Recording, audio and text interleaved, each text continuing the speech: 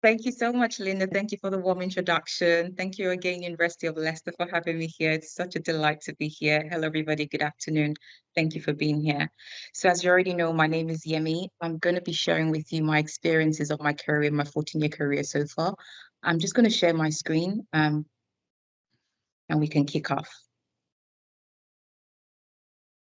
Okay, so Linda's already introduced me, so this is me, everybody. So do feel free to please connect with me on LinkedIn. I'm happy to connect and stay in touch. So the agenda for today's sessions really is listed on here. I would like to speak to you for about 20 minutes. I can't see any of your faces or any of your chats. So if you post anything, unfortunately I wouldn't see it. But please, if you have questions, make a note and I'd love to answer them at the end. Um, the things I like to cover are the seven main trends of the future of work that we're seeing. The three traits of dynamic leaders, the things that make people stand out, I think, in the current market.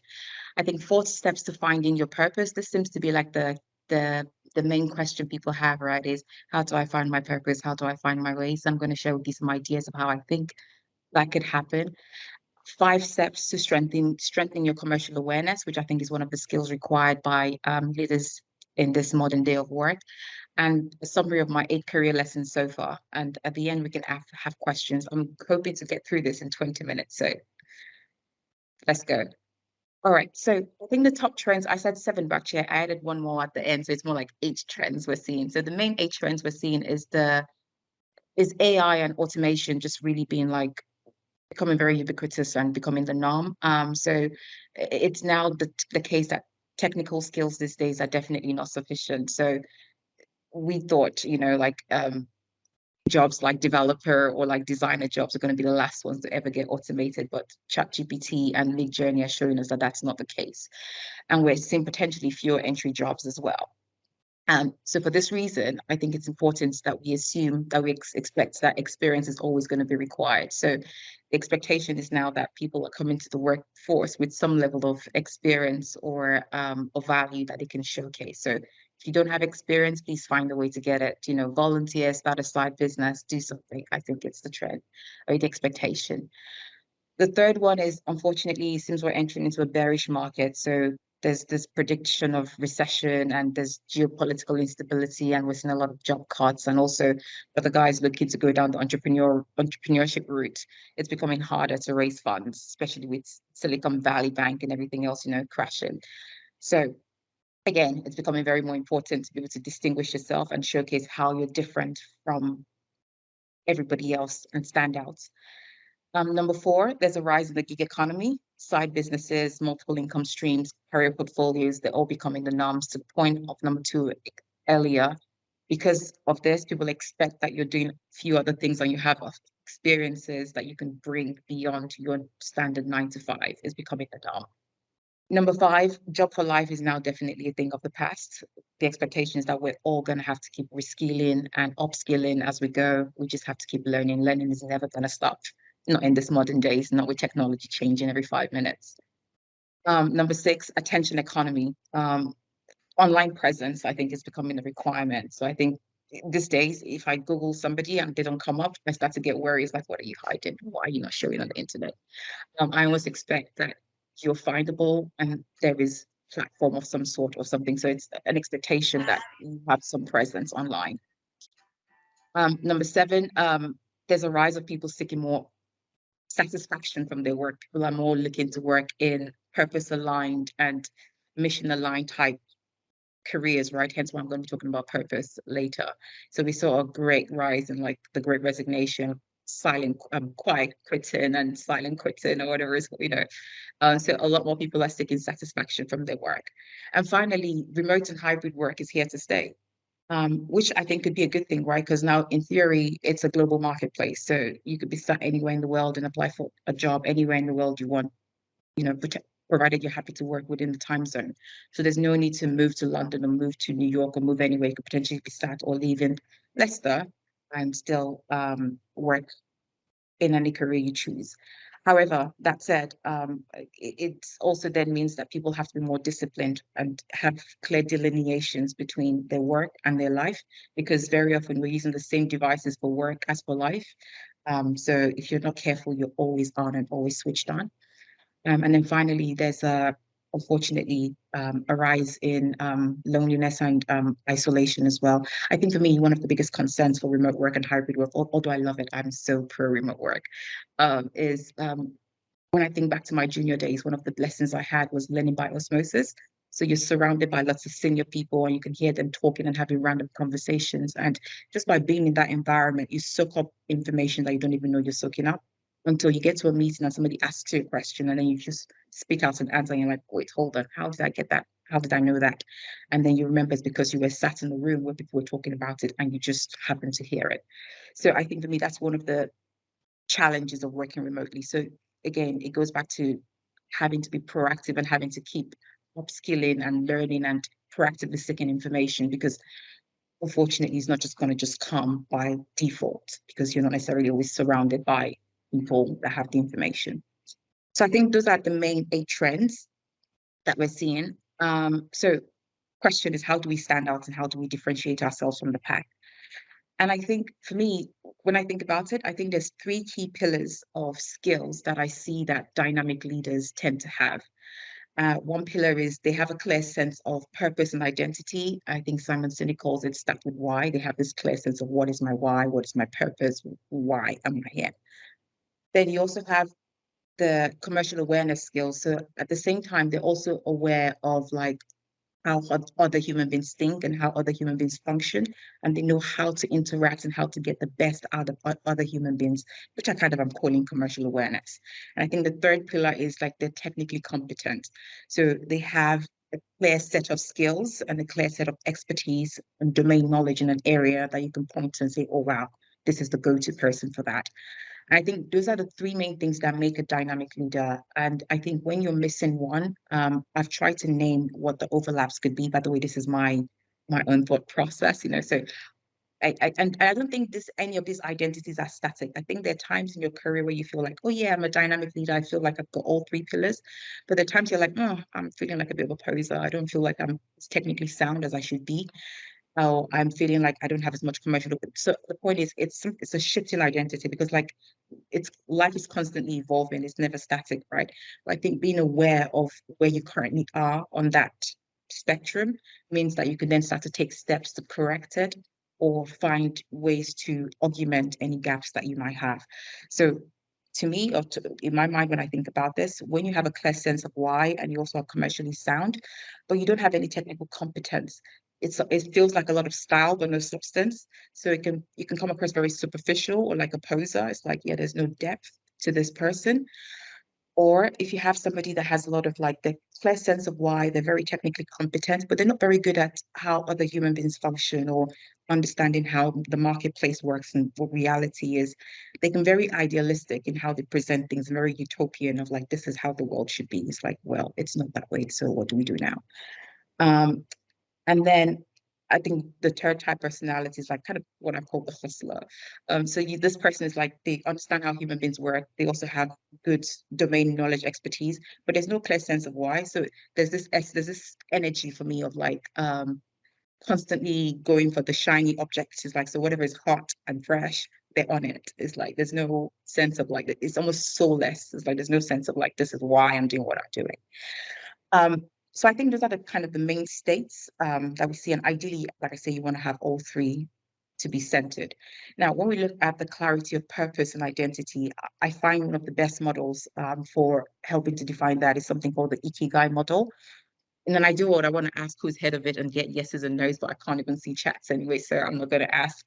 We'll talk about that when we do Q&A, hopefully. But I find Ikigai to be very useful. So I'm going to spend some time in the latest slides talking about Ikigai and how to define it. So I think this kind of the way to clarify your purpose is to go through the Ikigai process, which we'll talk about in a bit, and also to kind of sit down and do a personal SWOT analysis on yourself. I know being business school students, we know we do this SWOT analysis on many businesses, but I think why not on yourself? I've done it on myself. It's like, what are your strengths? What are your weaknesses? What do you see as your current opportunities? And what are your threats? I think it's important to do it for yourself and be self-aware and conscious of it so that you can start to proactively take steps or decide, no, I don't really care and I'm not going to do anything about it. Because that could be the answer, because you don't always have to go out and mitigate every risk, right? Some risks you just are willing to accept if they do happen, but at least you do it consciously. And I think they also have a clear sense of why or mission beyond just, I want to make money, right? Again, we'll talk about that in a minute when I talk about the Ikigai. And with the commercial awareness, I think it's important these days to almost have something that I'm calling an employer engagement plan.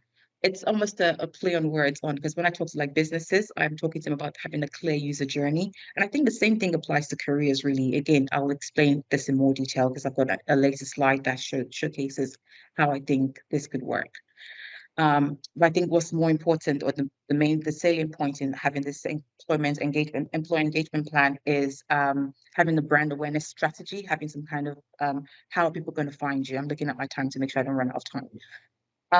How are people going to find you? Because some people are just not findable. It's like there's no platform, so you have to have a way that people are first made aware of you. So again, we'll talk about that in a minute.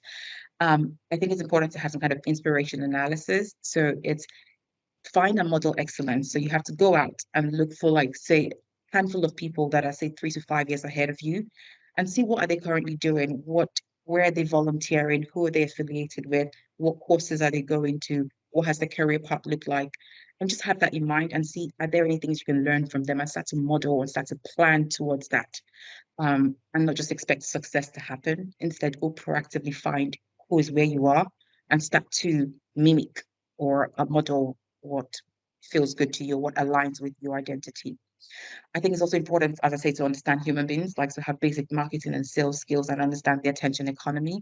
It's important that whatever you find yourself doing, you spend some of your time working on in your career, so actually exploiting where you are, but also spending some 20% of your time exploring what are the other opportunities available to you. So don't just be so tunnel visioned on, like, this is what I'm doing, but actually looking out to see what are the trends, what is going on, and what's coming up next, which kind of the second point here emphasizes. And then the final point is strategic networking. So to the point earlier, the expectation is that people have experience. Experiences, even for jobs that are entry level jobs, it might be entry level on the job spec, but when they start to get CVs and they start to find that other people that are applying for the job have some experience, they would start to look for experience, right? Because many people these days have so many side businesses. It's important that you try to distinguish yourself by strategic networking, strategic volunteering, or partnerships to stand out. Technical competence, I'm not going to spend too much time on this because I imagine as business school students, you guys are probably the masters of this already. You clearly have a expertise or domain knowledge in certain areas of specializations. I think, yes, it's important. Sometimes you may switch industries and move from industries as your career progresses, but I think it's important to build some level of mastery first. Like, it starts to get concerning when people are like getting bored every year and switching from one industry to another. So I think having some clear domain expertise and then switching, I think that's fair, and that's actually the expectation, right? That you'd move across as your career progresses. Things like accreditations, things like awards, associations, affiliations, advisors. And I think more importantly for this group is recommendations. So it's going out to people and asking them for LinkedIn recommendations. To my point earlier, it's important to build that brand and that social presence. So however you want to do it, it might be worth considering building, recommendations online and committing to continuous education, whether it be YouTube or audiobooks. So Ikigai, I love this model because essentially it's a Japanese model that means reason for being. And essentially the idea is it's a Venn, I seem to love Venn diagrams, but it's a Venn diagram that has like four overlapping circles. And again, if you find something that is right bang in the middle, then that's your Ikigai. It's where your passion, your mission, your profession and vocation overlap. And it's your sweet spot. It's where you kind of find your flow and you find joy and a reason for being. So the idea is that you find each of these things and you find the overlap, and that's your ikigai. But then the question is, yeah, how do I know what I love? How do I know what I'm good at? It's like, yeah. And I want to suggest a few models that have helped me answer those questions. Um, how do you find what you love? For me, a model that I really like is career anchors. It was done by some MIT professor. So he came up with about 8 different types of career anchors, and I find it very interesting, right? Because for me, it just crystallizes why sometimes we're all different. Because Because for some people, like what they love, the kind of careers that they will want to pursue are careers that are very technical. For some people, they want to become general managers of like large conglomerates, and that's the ambition. For some guys, they want to be very autonomous in their careers, like freelancing, independence type work. Some people want security and stability, and on and on and on. I think knowing that, knowing what's your vibe, what's the kind of thing you want, making a note of that. And even if it doesn't work, then feedback from friends, colleagues, journaling, who do you follow to get a sense of what kind of things you actually love. If you want to take the test, I think you can just Google it, or it should come up, but that's the link to it. I can send the link to Annette after this if you're interested as well. In terms of mission, so mission is what the world needs, right? So for me personally, when I think of my mission, um, for me, it's no poverty, right? I'm very interested in improving social mobility and financial inclusion. And I really believe that entrepreneurship is the best vehicle to achieve this. And that's the reason that I do what I do.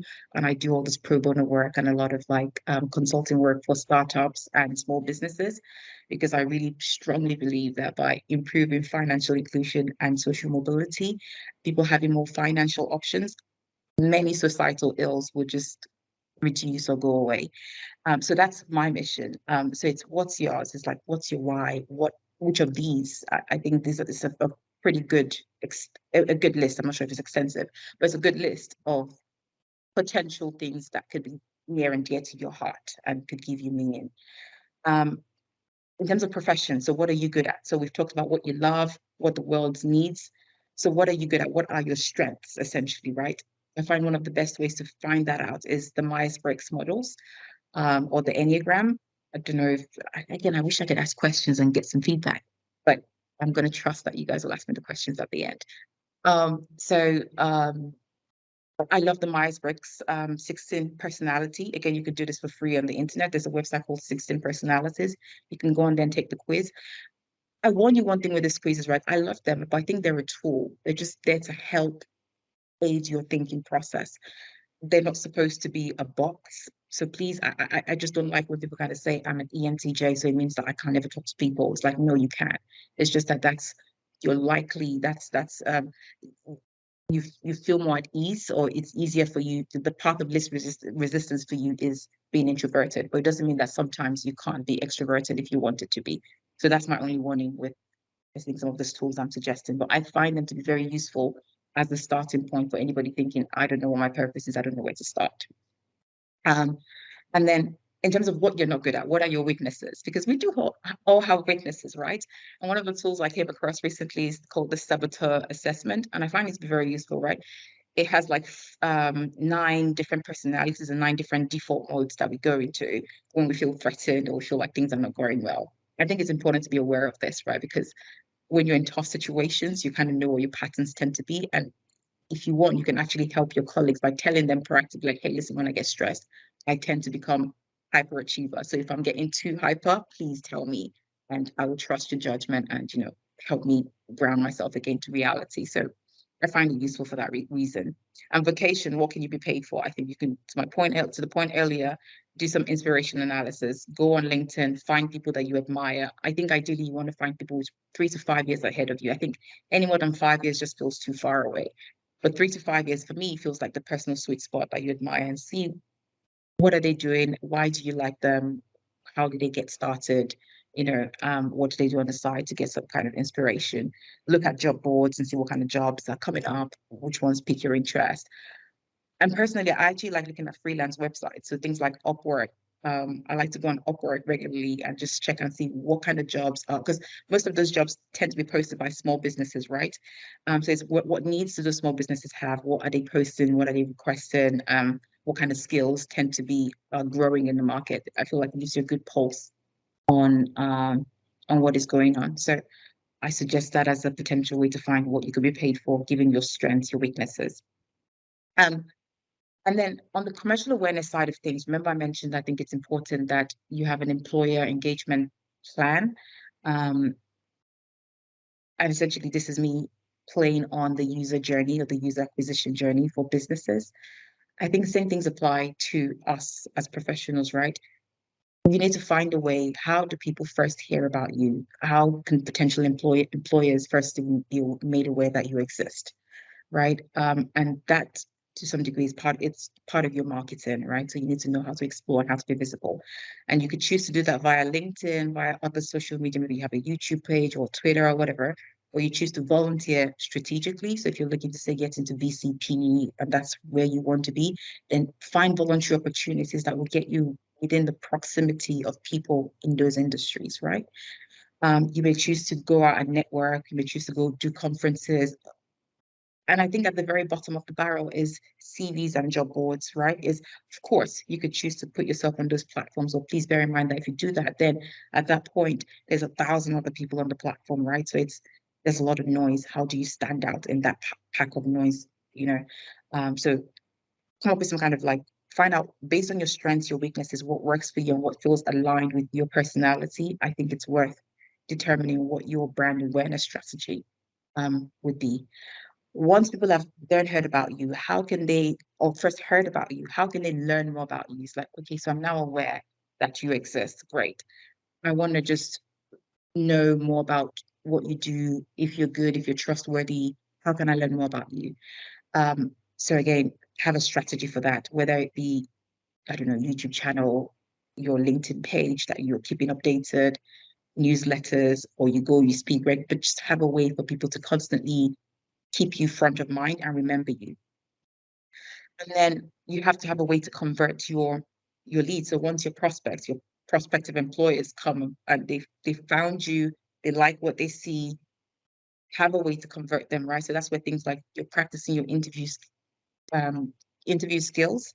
You're able to like introduce yourself like the famous elevator speech and introduce what you do and what value you can bring to an organization. I think things like having reviews and recommendations on LinkedIn, again, like people being able to see proof, social proof that you are good, it just saves you a lot of hassle, right? Because otherwise, you have a bigger hump to jump through, right? You go to the interview and they ask you all this mm, crazy questions. But if you've proven that, listen, I'm credible, right, by all these things that you've already done, chances are that you can then focus the interview and actually talking about what the role would be as opposed to you trying to prove yourself overly. You still have to prove yourself, but my point is it won't be as much as if there was no credibility that you can showcase or evidence in any way. Then I think part of it, the next step will then be you get the job, you then have to deliver, right? Because all of this has been the build up to actually delivering the job. And that's in theory your operations, right, of your business, of me incorporated. And I think for you to deliver your job successfully these days, it takes a lot of continuous learning, lots of continuous improvement. You can't just rely on the skills from business school to last you for a lifetime. It's like, no, because the world is constantly evolving. How are you evolving with it as well? And also, you've been able to do a lot of teamwork and collaboration. And I think it's important to do a lot of internal marketing.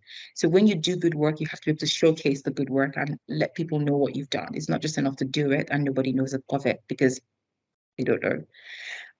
And then finally, to the point earlier about so 80% of your time will be spent on delivering the work, but I think 20% of it needs to be spent on you thinking of your progression, right? Is so I'm doing this work I'm doing right now, but what are my next steps? What are my ambitions? Where would I like to be next?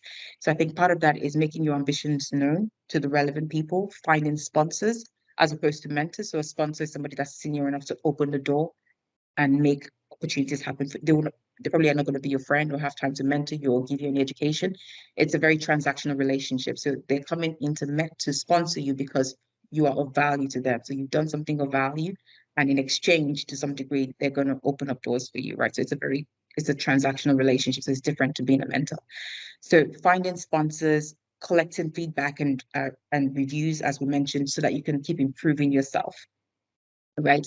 And as you get those feedback and reviews, you see what your gaps are. And based on the gaps that you've identified, you can then proactively go and plug them by either volunteering, um, finding a side business, doing an extra course, just find a way to get the experience that you need for the next level. So I think this is kind of, for me, I feel it's important as part of your commercial awareness. You can't just expect that opportunities will just come.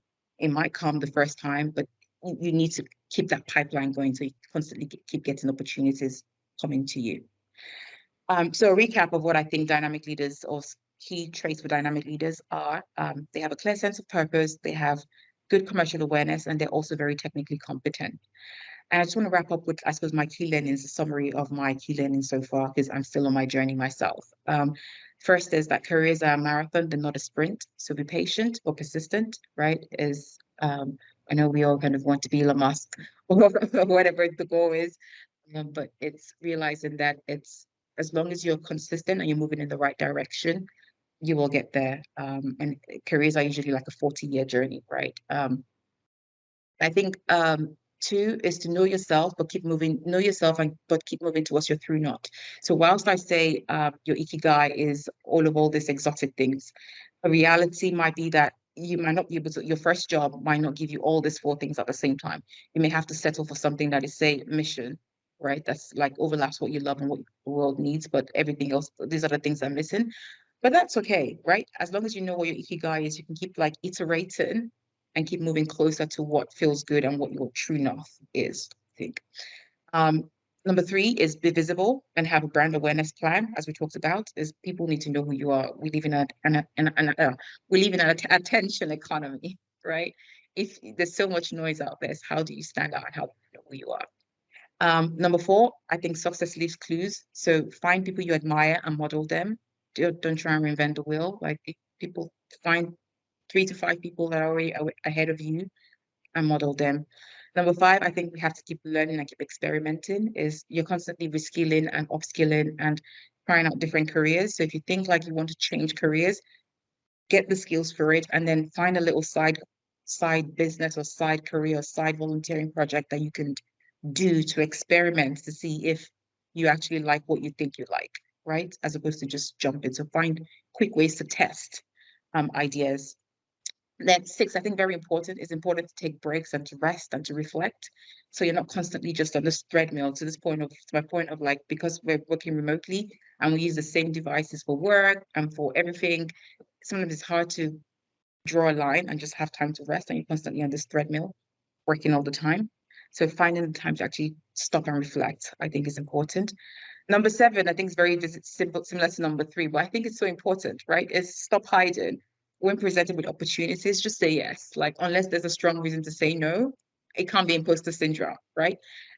Say yes and figure it out, right? Just trust that there's a reason